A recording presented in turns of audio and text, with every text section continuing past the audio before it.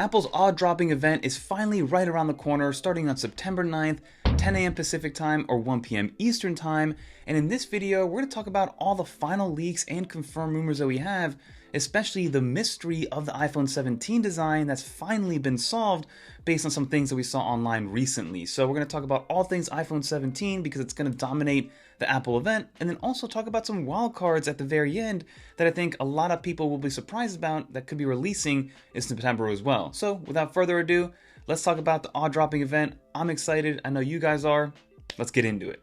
But now, if you do want to stay up to date on all things odd-dropping, the September 9th event, all the new products that are coming out, get subscribed to the channel because we have a lot of awesome content coming and all those accessories that come alongside of those. But now, let's talk about the mystery of this new iPhone 17 that's been solved. So let's quickly talk about the design mystery that's been looming over the past couple of weeks, because of course we have seen that we are getting a full kind of camera visor on the top portion, the top third, where it's going to house the camera sensors, but then also go all the way across the phone on the top half. And we've seen this because I do have that iPhone 17 Air dummy model, as well as I've already been getting some cases from manufacturers that are fully committed to this camera visor, so we know that that's coming. Another rumor with these iPhones, not really from a looks perspective, but from a materials perspective, is that the Pro models are going to go back to aluminum versus staying with titanium. Apparently aluminum just dissipates heat a lot better, and Apple, from a thermal standpoint, didn't like what titanium is doing to some of these iPhones, so they are going back. In my opinion, titanium is the better overall material, but if it means that it's a detriment to the phone overall, of course we're going to have to abide by that, but I don't know if I'm very happy with this switch back to aluminum.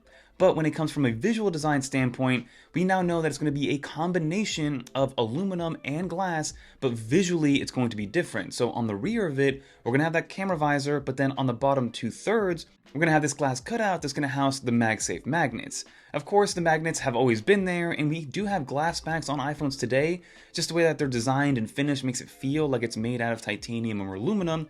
But this time there will be an area that's going to be dedicated glass to be able to function as a wireless charging situation.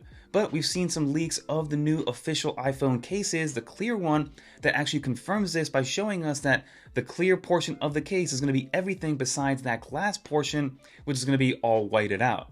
The reason it's going to be whited out is because everything is shifting downwards on the phone, and from a symmetrical standpoint, it would just look a little bit iffy and strange that the MagSafe magnets are now lower and the wireless charging coils are now lower. So from a design standpoint, all the new iPhones should be getting this new look redesign with the new camera visor on the top going across the entire phone except for the iPhone 17, and then also getting that two-tone look where it's going to still be the same colors, just two different tones of the same colors for the phones as we've seen in these renders right here. And in terms of why we're getting this new camera bar on all these iPhones, at first we thought it was just going to be for aesthetics and for just a change up in design and having some sort of uniformity, but there is something to do with the way the antennas are placed. The antenna bands will be changing up in terms of location from the iPhones. Right now, if you look on your iPhones, there are these little slits on the top and bottom of the iPhone, and those are just the antenna bands. But now there's going to be some antenna bands that go around that camera array as well as in the display itself, similar to how the antenna bands work on the Apple Watch Ultra. So there is some rhyme and reason to the design change. It's not purely just changing it for changing's sake. At least, that's how Apple's going to put it. So now, in terms of features and performance that you're getting out of the 17 lineup, especially the 17 Pro specifically, the 17 Pros are going to have the A19 Pro chip. It's going to have 12 gigs of RAM base instead of the 8 gigs of RAM that we have currently with the A18 Pro. So that'll give us some better RAM management. It'll allow us to have more apps open at the same time without losing what's happening in those applications. The phone should be a lot more efficient in terms of battery life, in terms of cooling, in terms of thermals, and everything just run more efficiently with this A19 Pro chip. And of course, if you are in the Apple Intelligence ecosystem and that's what you want to do, it'll still be able to run that and hopefully run it a little bit better. And then we will be getting a new feature. I think it's only going to be for the Pros because those are going to be the ones that have the bigger battery and the best battery life. I do believe we're going to be getting reverse wireless charging. So you'll be able to reverse wirelessly charge your AirPods, for instance, on your iPhone. And this is going to be a slow trickle charge, very similar to how Samsung does it with their Samsung Fold 7 and their Ultras and things like that, where you're only going to be charging at anywhere from 1 to 3 to maybe 4 watts, but it's going to be enough to charge something small in a small battery like your AirPods. I bet you if you just place it on the back of your phone for maybe a 5-minute wireless charge, you'll be able to get about half an hour of listening, maybe an hour of listening, which will be good to see. And it's a feature that I've been wanting because I have been in situations where just getting a little bit more of charge either on my AirPods or maybe on my wife's phone is enough to kind of get us through the day. So that is going to be a welcome addition. And then we're also getting confirmation that Apple is going to be working on some new accessories. So gone is going to be the fine woven cases, and now the tech woven cases are coming into play. So those are going to be a little bit different. Ideally, I think it's going to be kind of the same because fine woven was a big flop and a miss. They tried to replace genuine leather and it just didn't work. And I think tech woven will be relatively the same, but it's not going to be marketed as a leather replacement. It's just going to be a new material, so Apple won't, I guess, flop these this time around.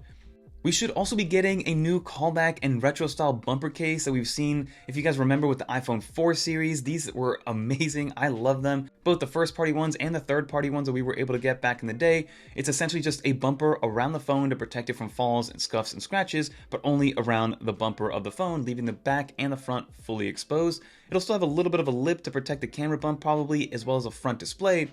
But overall, this is more of an aesthetic piece, not really much of a protection piece. And then also, Apple's going to be working on some first-party lanyards. I know that lanyards are becoming more and more popular. Case manufacturers and accessory companies have been making them for years. I've never been one to have a lanyard on my phone, but I have seen them in different use cases and other people using them, and I see the benefit of being able to just like have your phone on you hands-free so you can grab it whenever you need it. Some final things about the cameras on the iPhone 17 Pro and Pro Max. Of course, they're going to be the best ones that we've seen so far, but at least from a hardware standpoint, they're going to remain relatively the same. We will get a new 24 megapixel front shooter for selfie cameras in true depth, which is going to be twice as many megapixels as the year before. We're going to get a new telephoto lens, which will now be 48 megapixels to match the main sensor, so there'll be a little bit less kind of break when you are going between the two lenses, which I love. And one new feature coming to the Pro models is going to be multicam support directly from the iPhone camera application, which is something that a lot of people are going to love. So being able to record 4 different camera angles and 4 different camera kind of spaces from one situation is going to be great. So we will be able to record in the ultra wide, in the regular wide, as well as a telephoto, and then also the selfie camera, giving us a bunch of these different kind of immersive viewpoints when you are recording in multicam. So those are all the things coming to the iPhone 17 Pro. At this point, we know what it looks like, we know the features it's going to have, the cameras, the visor, everything, USB-C, Thunderbolt. At this point, we just kind of want to see what Apple has and how they're going to market it to us, and especially where the iPhone 17 Air is going to live. And then of course, we want to find out what the price points are going to be, with rumors looking like it will actually be anywhere from $50 to $100 more expensive per iPhone, except for the regular 17. And I do want to list off a couple wildcard products that could also be released at the very end of this keynote. The most likely one is going to be a new version of AirTags. AirTags 2 should be coming out with just better range, better battery, better overall performance, but the form factor will remain identical. So all your accessories should work on a brand new version of the AirTags 2. Then you have the Apple TV 4K with an A19 Pro chip, which will make it a lot more efficient, a lot faster, a lot stronger, maybe a little bit better for gaming overall, to kind of be your home hub, and maybe even a game console in certain situations for certain people. That is possible, but not quite as likely as the AirTags. And then you also have the HomePod Mini 2, as well as the M5 iPad Pro and a new Vision Pro. Those other ones could be more likely for an October event, but it's always good to know that, to have it in the back of your mind, that those are on the radar, and those are products that could be coming out sooner rather than later. But that's going to do it for this video, everybody. Let me know in the comment down below what you think. Are you excited for the odd dropping event?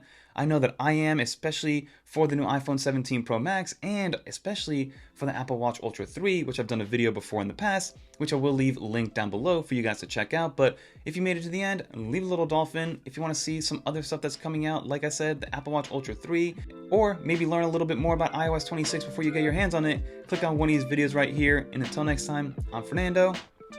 Peace, everyone.